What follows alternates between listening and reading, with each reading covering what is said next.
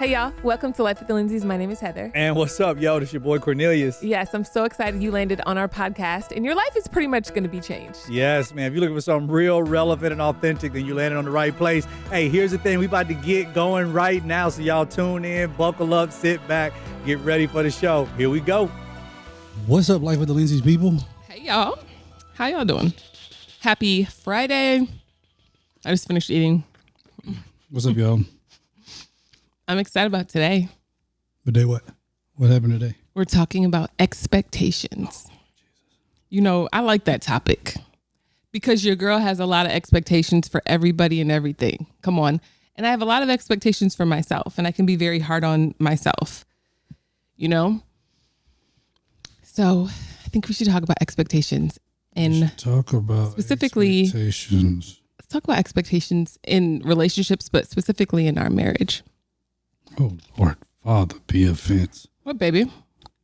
And I was looking at this. Okay, so you want to talk about expectations? Yeah. What do you want to talk about expectations? What part of it? Relationships. Yeah. So it's cool because expectations was I can't find it. Expectations was our when I did pastor, a part of my premarital course that the couples would eventually go through. One of the things that they would have to go, one of the classes was on expectations. And that was typically the biggest class. That was the most important class. And that was the most eye-opening class, I think, for a lot of the premarital couples. Because I was one of those pastors. I am one of those pastors. I'm one of those people where when you're going to do premarital, I mean, it's cool to be able to talk about, okay, this is where the history of marriage, this is where it came from, blah, blah, blah. But I think when you're getting ready to get married, you don't need more of a history lesson as much as you need a future lesson. You need to be able to know, where am I going? You need a map. Yeah. And a map typically can show you where you start and where you're going, and then kind of show you some of the things you'll see along the way. So when you are looking at marriage, dating, all that kind of stuff, I think expectations, even in friendship, is extremely important. I have noticed over the years of leading people that expectations and that disappointment, because frustration happens because of unmet expectations. Mm-hmm. And then after we are frustrated, we get disappointed. Mm-hmm. But it starts with our expectations. Very and much so. I have seen over the years of leading people that disappointment happens more often, and it happens very loudly.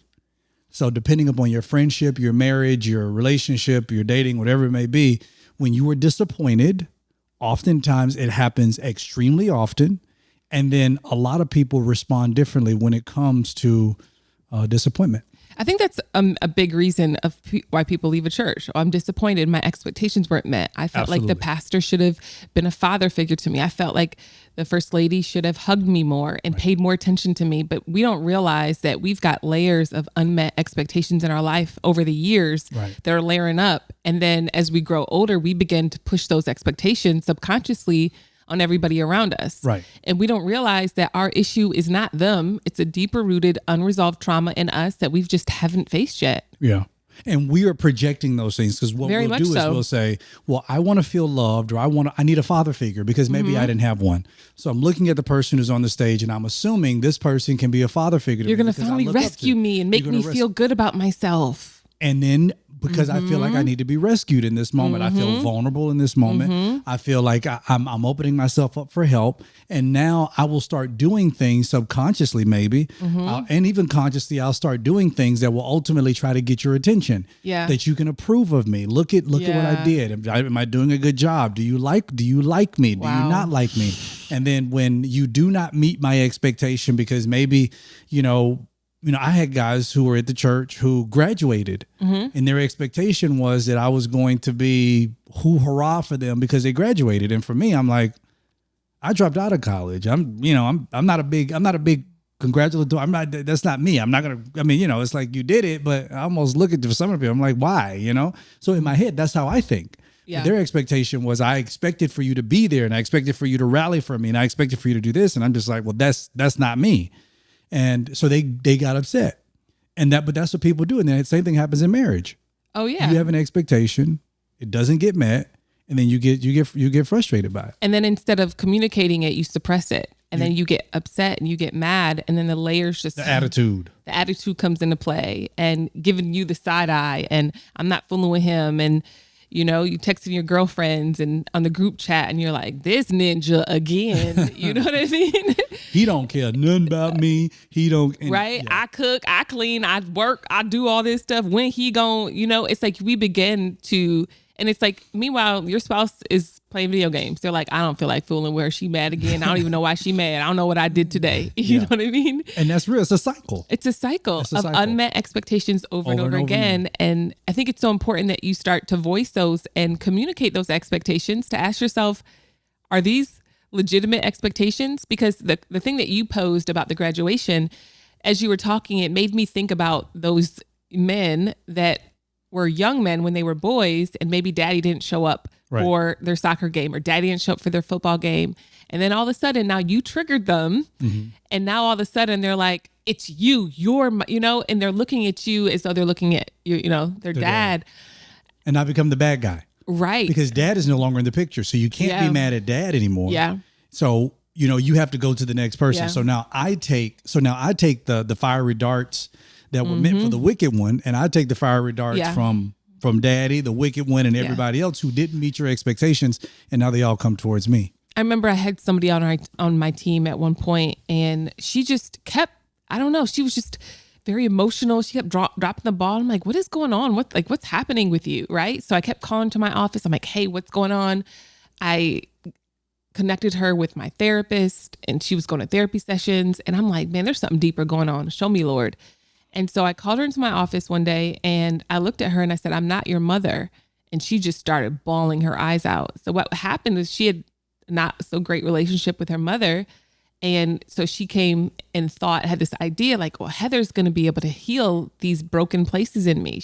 Heather's going to be able to fix me. Heather's going to make everything better from when I was a child that was not met. But the reality is you're never going to be that little girl. Those needs that you had, they didn't get met. And they're not all of a sudden going to get met when you're, 30 years old. Right. So I'd encourage her. I'm like, hey, I'm not your mother, and I'm here to help you, and I love you, and I can be a mentor to you, and I can, walk this out with you, and I can give you the tools, but you can't charge me for what happened with your relationship with your mother. She had an expectation. And what happened was she came to work for me because she thought I could fulfill that expectation of the deep wound hurt that she had from her mother. But you can't put that responsibility on me because I need you to come and do your job. Right. I just need you to, I asked you to do something. I just need you to do it. It can't turn into this, every day turns into a therapy session.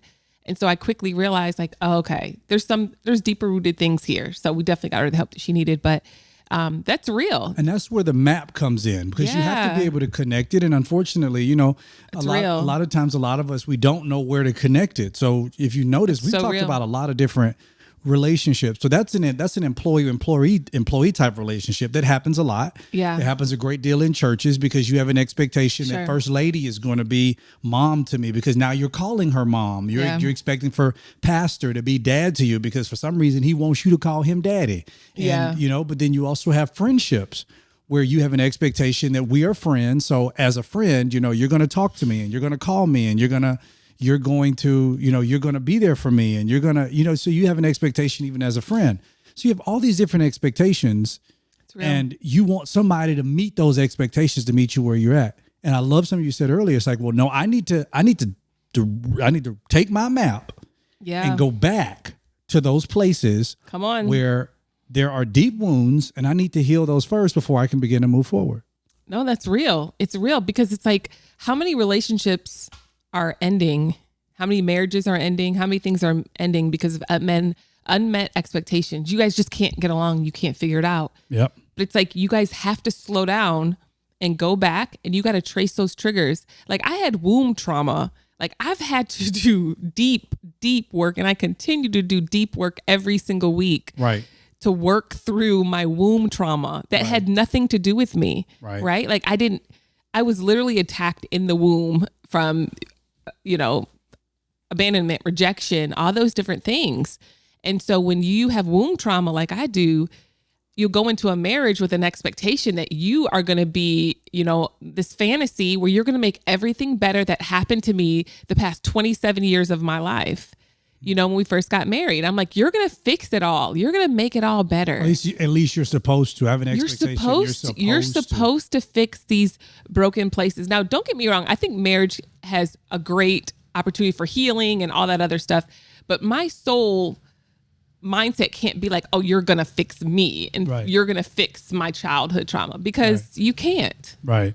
And something, I think while we're even talking about this, you want to probably turn off the air, babe? Oh yeah. While we're talking about this, we're talking about the map and talking about how you need to make sure you're going in the map. And you may not be able to walk through that map by yourself, which is okay. That is the reason why therapy is so important. We're so thankful for a sponsor for our podcast called BetterHelp. We talk about them all the time. BetterHelp online therapy. They become a place where you can go to be able to find a professional, a licensed therapist who can walk you through that map. A map can typically show you where you're going to start to where you're going to be, whether you're facing burnout, whether it's strife, whether it's grief, whether right now you're going through some things with your relationships, whether right now you're frustrated, as all out. We're talking about daddy problem, daddy wounds, mama wounds, all those different wounds. This is the opportunity. I know you've heard us talk about it many times, but let right now be the time where you say, you know what, I'm going to go get the help that I need. I'm going to go make sure that I'm taking care of what I need to take care of to fix those wounds that are in my heart.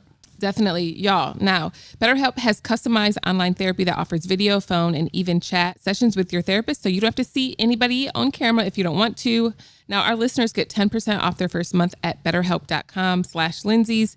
That's betterhelp.com/Lindseys. And Lindseys is Lindseys. I don't know what's going on with this. And try again.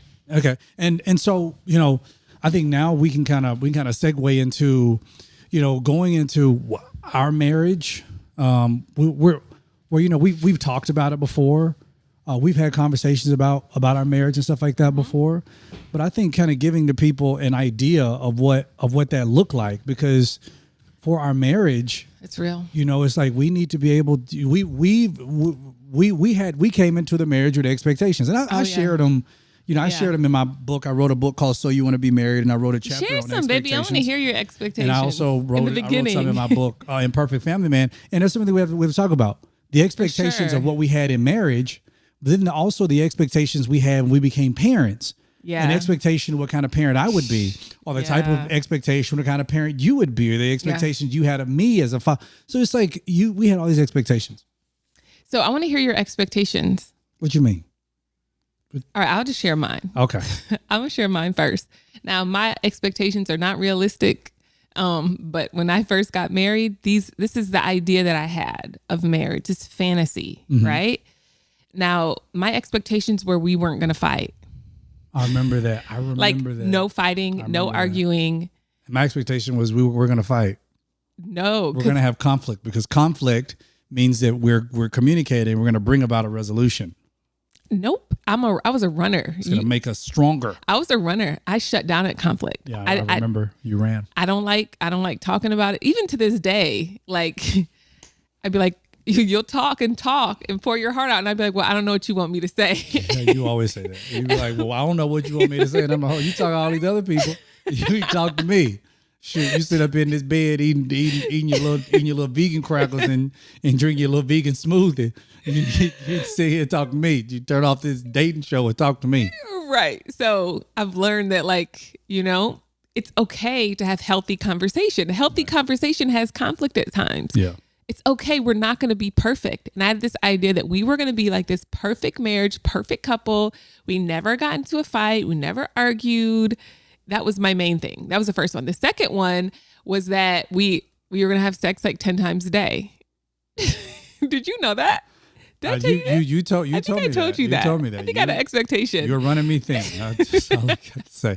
You was running me thin. But then you have kids. Oh shit!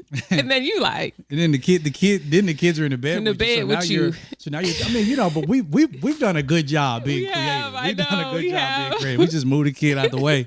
Be like, all right, like go to sleep. Yeah, go to sleep. Like you need to go to sleep, or find a place in the house. You got to do what you got to do. But yeah, I remember that, and I'm just like, yo, I'm not a machine, yo. Like Chillax, bro. But I had this expectation that it was going to be so sex focused. It was all going to be like so sexual, and like I'm wearing lingerie and I'm like naked all day. Like this thing. Remember, I hated clothes, right? You still hate clothes. I know. I hated clothes. Well, you still hate clothes. I know, but I have to put on because we have boys. They're getting older. Yeah, and they are getting older. Me. So I have to put on robes. And also, wear robes. we have people who come to the house, and I'm like, you can't. That's true. Praise the Lord. But I had this expectation that was so skewed, right? And I think it's because like before, when I was single, I didn't have a healthy relationship with sex. I didn't understand it, right? Yeah. And so you get into marriage and you think it's going to be like the movies, but the movies don't include like hard conversations, kids, C-sections, just life, hormones, all this other stuff. So that was one of my expectations that needed to be shot down to the ground.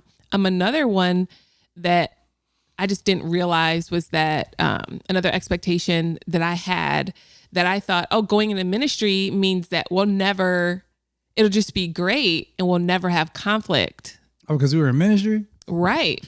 Because you were married too. Right. Because the thing is, like, I didn't work for a church or anything. I had a very green vision of what I thought like church was wonderful. There was no conflict.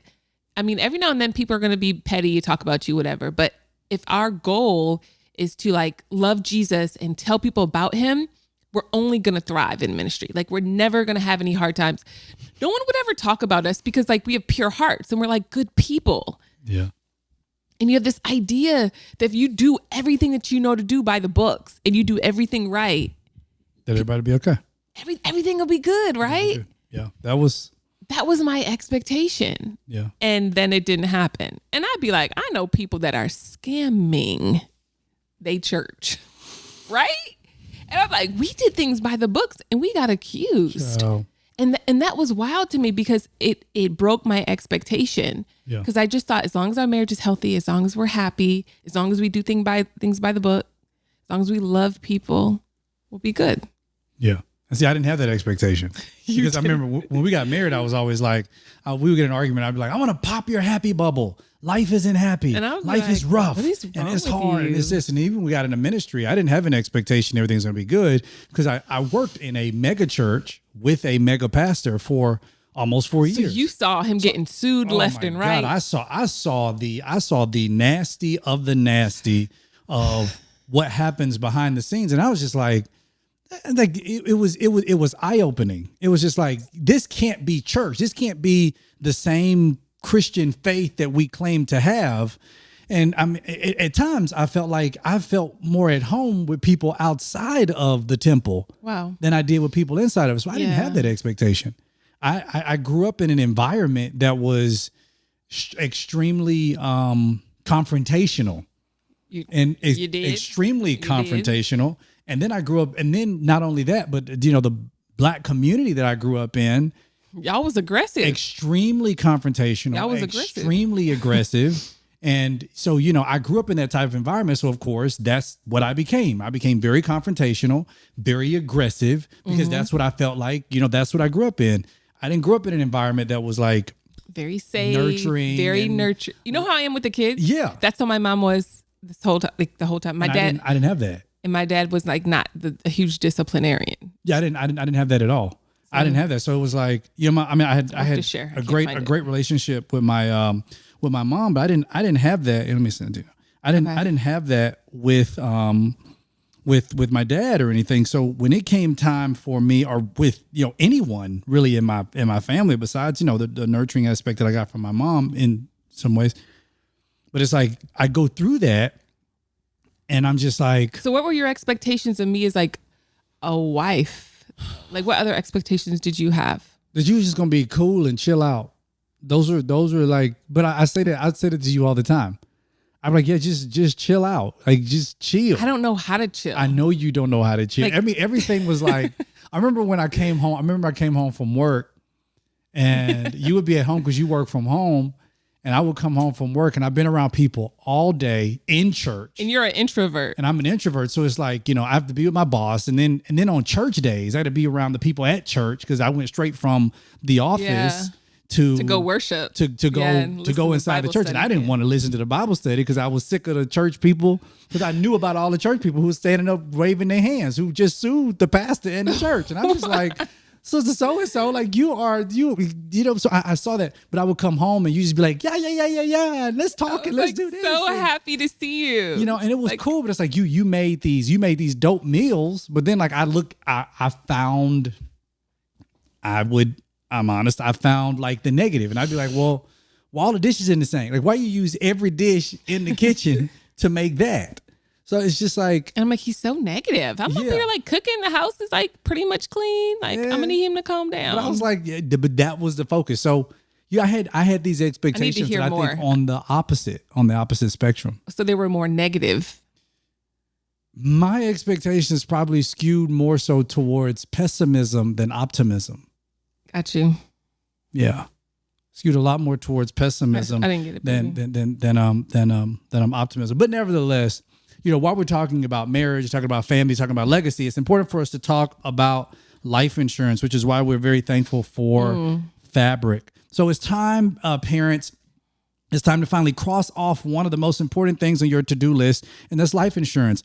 Fabric makes getting a great term life insurance policy for your family quick, easy, and surprisingly affordable. We know it's summer, and the last thing you want to do is think about life insurance, but hear us out, especially all you parents out there. Fabric has incredible term life insurance policies that can be customized to your family so you can be up and running in just 10 minutes, so then you can fully enjoy your summer worry-free because your family will be protected. And protection is very important. We have a lot of crazy things going on in our world right now, and you want to make sure that your entire family is protected. I know I have multiple policies. My wife has multiple policies. We're super covered. We have policies on all of our children because we always want to make sure that we're prepared. You get a policy for your car. You get one for your house. You get one for your apartment. Why would you not protect your own life? Yeah. And the life of the people you love. A GoFundMe is just not life insurance, right? That's not it. Protect your family's financial future with Fabric. Apply today and in just 10 minutes at meetfabric.com/LWTL. That's meet, MEET, fabric.com/LWTL. Fabric Insurance Agency policies issued by Vantis Life, not available in New York and Montana. Prices subject to underwriting and health questions. Here we go. I want to hear your other expectations, baby. I don't know. Did you want me like cooking every day or cleaning every day? I don't necessarily have that as an expectation because I knew how to cook. Yeah. I knew how to, my mom taught me how to cook growing up. I knew how to wash my own clothes. So you didn't think that if I got, because the thing is you used to have girls coming over to cook and do your laundry. So that wasn't, bring that up. I did. I had to just slide it in there. But baby, you had to I forgive you though. I didn't know you. I know. I still forgive you. And just for clarity, I considered them to be friends. And they all wanted to help me because they knew I was a single man. I lived alone. And what? They had an expectation that it would grow to something deeper. Maybe they did, but that's a word for somebody. I mean, you know, but if he's showing you that he just wants to use you, no, I would. But that's not right because I don't feel like I was using them. No, I'm saying general, baby. Yeah, they wanted to help. It was one girl. She reached out and she was like, she said, you know, I see you always stressed out. She said, you know, and I cook. I would love to just come to your house and just cook for you. So when you got home, wait, was that the one that said let's watch a movie? Yeah. Oh, can we go? Okay, that's fine. You know, I forgive you. You didn't. I had. But when I got married, that wasn't my expectation. I felt like, okay, well, she was at my house when I wasn't there.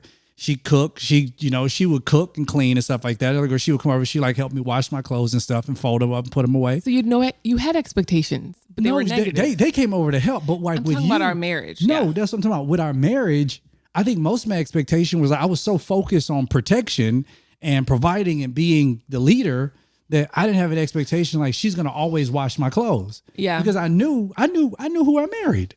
When you told me it's like our first or second, no, we went out for ice cream one time. I'll never forget this. We went out for ice cream one time on a date. You had flown down from New York. We were in Georgia. We went down for ice cream. And you looked at me, and it was maybe the third or fourth time you've said this. First time you told me was on that 17 and a half hour drive from New York to Michigan. Yeah. This is probably the fourth or fifth time you said this to me. And you said, you know, when I was growing up, like my mom I used to just take my clothes from college and she was like, wash my clothes and blah, blah, blah, blah. And I was like, hold on. So you didn't, I just clicked. It was like, so you didn't wash clothes? So I was, at that point, I was nervous. I was hate like, well, washing clothes. She ain't gonna wash my clothes. That's not my jam, y'all. And I hate nervous. Dishes. I hate dishes too. And I get nervous about clothes being washed because, I mean, even now, I like to wash my clothes by themselves. I know I want to separate certain clothes that don't want to go in the dryer. You still wash them to this day. I wash. I would rather pay a laundry service to come and get it and bring it back folded. I almost don't trust them because remember I used to take all my shirts and I used to take my shirts to the dry cleaners and they messed them up. And then but when I brought them back home, I would iron them myself so they didn't do them right.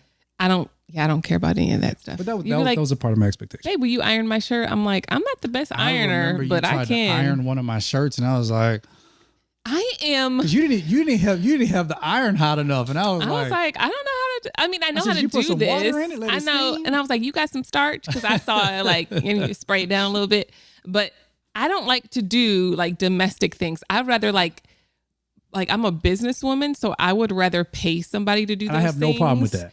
So I can focus on, bringing money in and I can pay for my time. And which we've done that. We've done that for years. It works. And that's not a problem for me. Like I don't like taking out the trash. I haven't taken out our trash in years. I feel like there was an expectation in our marriage though in the beginning, not the beginning, but probably in the middle for me to cook.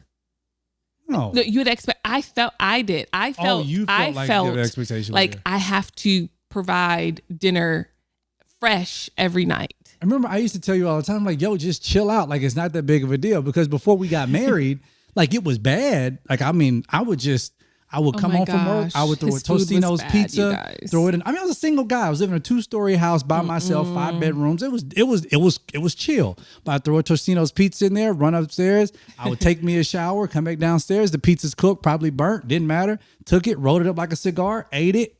Yeah. And like went back upstairs. I never messed up a dish because I didn't need to. So for me, like even to this day, I don't do frozen food. I know. You know that. I know. So most of my food is coming from scratch. I know. So now, I mean, I had an expectation on myself that I'm always going to provide this beautiful meal for my family. And this is a big deal. I have an expectation that we're all going to sit down at the table and eat together. Yes. And talk about the peaks and the pits and the best and the worst parts of our day. Yeah, I remember. All over this home cooked meal that I made, right? Now, I don't like domestic things, but I actually do enjoy cooking. I like cooking and stuff. But I think it's gotten harder because now we have 3 kids and everybody wants, it's like a restaurant. They all want a different meal, you guys. And I know on the podcast before I said I was working on it. She ain't working on it. It's just so hard because my sweet babies say they're hungry and I feel so responsible to feed them. Responsible at all. And then our son said, we're laying in the bed and he does it every night. Every night, you guys. He looks up and he says, Mommy, I'm hungry. And then you looked at me and what did you say? Well, I was charting stocks. What did you tell me to do? So I said, hey, babe, can you get up and go grab him some food? And what I tell him? Because I cooked for him, but he didn't eat it. What he said, no. No, I'm not fixing you nothing. You had your mom made you noodles. He asked for butter noodles and I made him some. He didn't eat them. He didn't eat all of them. And I seasoned them perfectly. He had pizza for lunch. He didn't eat that. He didn't finish it. So then he was like, well, he has pizza. I'm like, well, he can go eat that pizza because I'm not about to get up. I'm not about to fix him nothing. If you want a snack, you can get a little thing of you can go in and get some of them berries, eat some of them grapes. But I'm not getting up. I'm not fixing you a doggone thing. You need to learn how to eat when food is provided. So what I've been doing is like at dinner time, that's why I want us to all sit and eat together, like giving them a plate. They don't eat their food even when we're sitting down at the table. I know, but I want them to have an experience. So they have like the broccoli and then they have like their main and then they have like their fruit cut up with like berries. Like that makes me happy. So I have an expectation as a mother to feed my kids like healthy food on a regular basis, which is hard sometimes because I'm making 4 meals, right? And then I'm like, crap, my husband also I have to make his meals too. But most times I can cook my own meal. It's fine. And that's what I'm thankful for. I'm thankful that you don't put pressure on me because I already feel so much pressure because I feel like I live in a restaurant. My meals are rather quickly. And plus cooking for me can be therapeutic. Like there's sometimes I'm like, I really have to do so. You should cook for me and the kids. No. Because I'm still responsible for the kids' food. Hold on. Let's pull it back a little bit. Let's put it back a little bit. Put it back. Did you have an expectation that I was going to feed the kids? I mean, somebody had to feed him. I wasn't going to be me. Because my thing is, again, how I was raised, my mom made one meal. If you didn't eat that one meal, I tried that. It didn't matter. It wasn't like, oh, mama, can I get cereal? You ain't messing up her bowls. You ain't about to waste her milk, and you definitely not about to waste that cereal. No, you gonna eat what I got. If you don't want that, tough. You don't want the tea she made, or drink the water, swallow your spit. It was that was it. It was like, that's how I was raised. I told the kids that. I was this like, thing of having options. I'm like, we give them options. No, we didn't do options. Or I talk to them before I make it. Which now let me say this. I love how you parent, because I think that there is health in that. I think it's health in that, to be able to allow for your kids to be able to, have an option in what they want. Mm-hmm. Just not being able to dictate all the time that this is what they want, because the world doesn't always allow them the option to make the dictation. Because it's sometimes like, well, this is what I make, because in my community, it was very hard lined. This is it. There is no other option. But life does not really offer you that. Yeah. Life offers you options. Yeah. We're grown now. We go through Uber Eats, and it's 2,000 restaurants on there. We have options. An option, but so it opens up their mindset. It opens up the mindset. I love that. So I don't have an expectation. I never looked at it like, I love that you do that, and I think the contrast is good, because you'll do that, and then I'll reel you back in, because I'll be like, hey, you're doing too much. But speaking of doing too much or not doing enough, because parents, we feel like we ain't never doing enough for our kids. The kids are out for the summer, and they're gonna probably need some help. They're gonna need some help. Your kids went back to school after the pandemic. We learned that our kids weren't learning at home, because virtual learning didn't help us at all.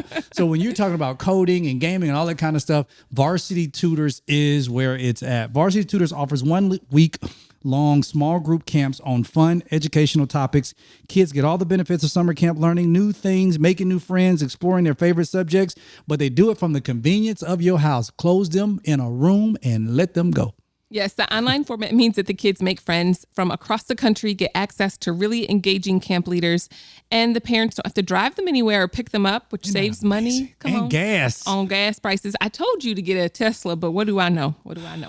Now there's some awesome camps, you guys. There's the Beginners Coders Camp, which is really cool. There's a STEM Innovators Camp.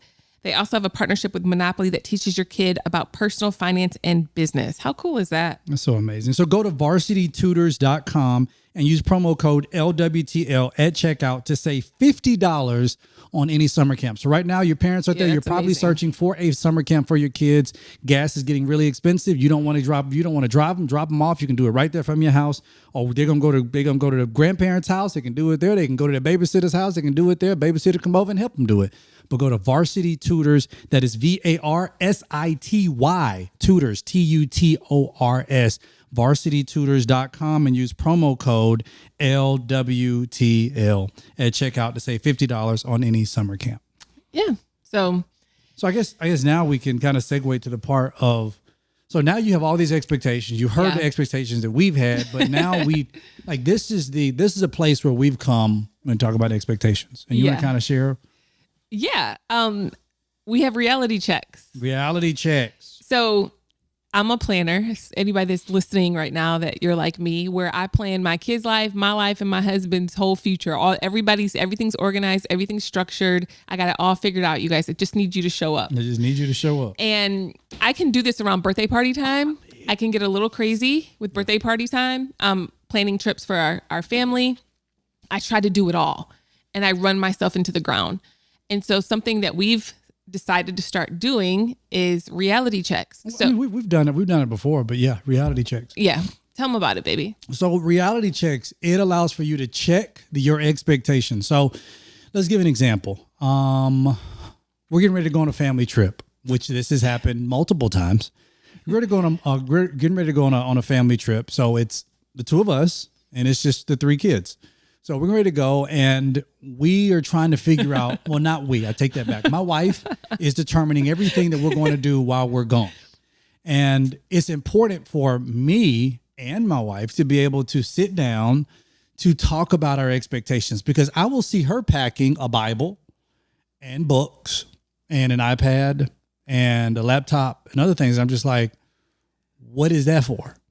And, you would say, I'm going to read by the beach when I have time. I'm going to read by the beach when I have time, or I'm going to relax. I'm going to be doing lots of trading. I'm going to be studying my Bible. I'm going to wear all these outfits because we're going to be doing all these different things with everything I've scheduled. We should do a photo shoot too. Oh crap, I need to plan makeup and hair. All of that.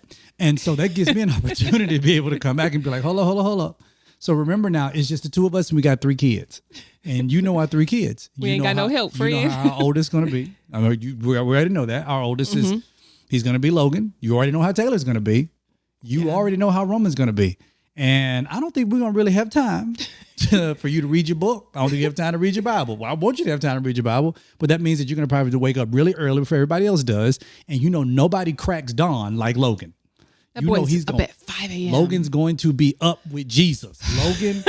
Logan and the angels are the only ones woke. And this Negro keep trying to wake us up when he woke. And we are trying to tell him, you stay woke. I don't want to be woke right now.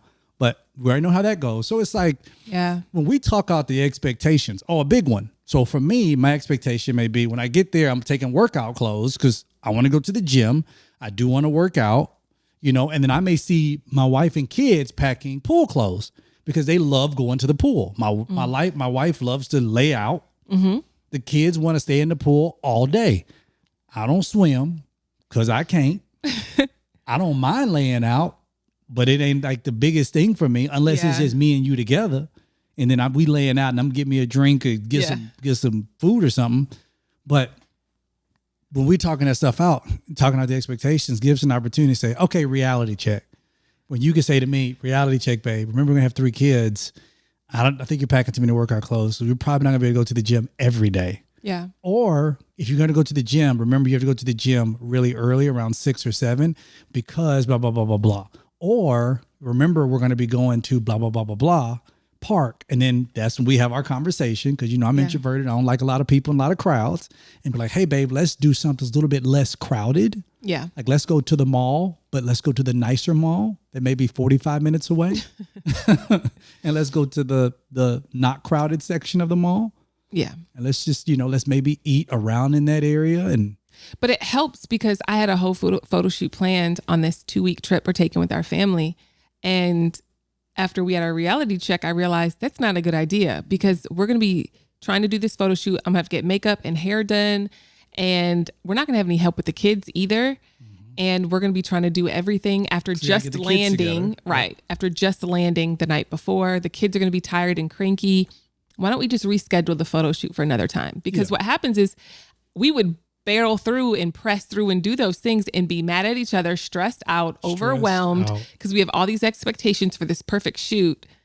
And now we have nice photos, but we're stressed. Stressed out because you got to do Roman's hair and that's going to be a fight. He fights me every time I do his hair. I got to get Logan to go to the barbershop and how he hates doing that. Yeah. And with Taylor, we got to do something with, then comes to clothing. We got to make sure they got their clothes Taylor doesn't together. like her outfit, so she's crying. So she wants to wear what she wants to wear. And Logan, he's just like, if you let him pick out what he wants to wear, he's just, he looks homeless. Just, like, baby. Just whatever. At this point, I don't want to argue with him. I'm kind of glad he doesn't have a thing for clothes or anything. He doesn't have a thing. He doesn't care. So glad. Logan does not care.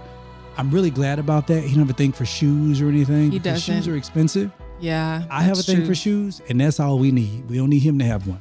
No, but he wants us to have a private jet. I know he does. But so he's expensive in other ways. But reality checks. Yes. So, what we've been practicing, I encourage you guys to do it too. Yeah. Is to sit down and have a reality check in your marriage, in your dating relationship. And it could just be about tomorrow, about the weekend. Like something we do is we'll just say, hey, so I'll go to my wife and I'll say, hey, so what's your expectation for this weekend? How do you want this weekend to look? Oh, I have an expectation. We're going to do something new. We're going to go here. We're going to go do that. We just had this conversation right before this podcast. We did. Taylor is going to be going here and Logan's going to have this and this party and blah, blah, blah. And I'm just like, oh, no. And it's good. It's healthy. Yeah. Speaking of which, your kid's calling. Oh, he just tried to call me too. Yeah, he just called me So we're going to wrap this up. Our kids are calling. Yeah, so we love you guys. Make sure you have this reality check. It's reality check because we got kids. All right, man. We love y'all. Introduce me out.